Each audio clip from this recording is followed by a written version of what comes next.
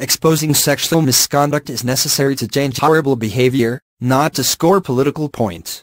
The recent tsunami of sexual harassment and sexual assault cases beginning in Hollywood, but now boiling over onto powerful men, is both heart-wrenching and perplexing.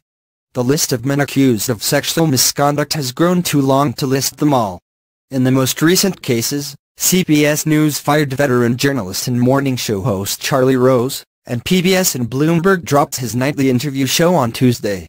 The actions came after the Washington Post reported that 8 women said Rose made unwanted sexual advances to them. Rose said in a statement, "I apologize for my deeply inappropriate behavior," and added that "I do not believe that all of these allegations are accurate." Also on Tuesday, the House Ethics Committee said it is investigating Representative John Conyers, D-Mitch, based on a complaint from a former employee who alleged that she was fired because she would not succumb to his sexual advances. Conyers, who is the longest-serving member of the House, serving since 1965, confirmed he had settled a wrongful termination complaint from 2015, but denied firing the woman for refusing to have sex with him.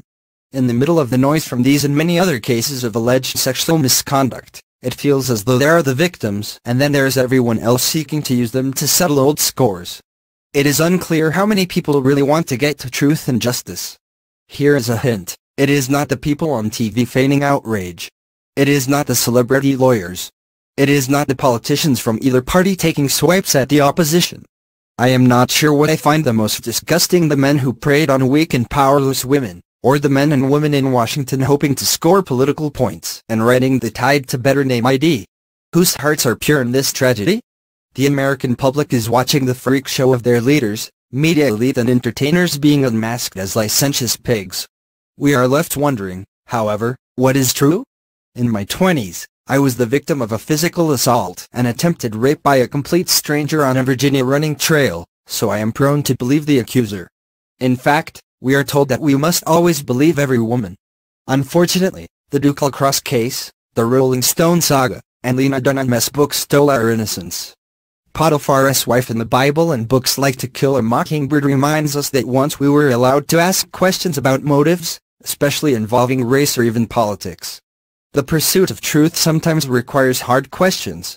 Much of the public is so discouraged that they throw up their hands in distrust and disillusionment. However, it would be wrong to discredit the #MeToo movement based on the few.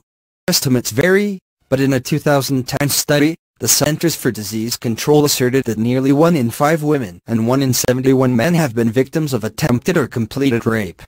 Perhaps this is like turning on the light in filth and watching the cockroaches scatter. The brightness of truth is painful but necessary to clean up the decay. At a high level, this is indicative of the condition of the human heart.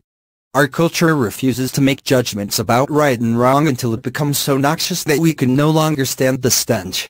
We didn't love our neighbor enough to get in the middle of messy battles at the office or elsewhere. Hollywood certainly didn't hide what has been described as the revolting behavior of Harvey Weinstein and others. People say now they knew he harassed young actresses, but didn't he speak up? What else are we ignoring?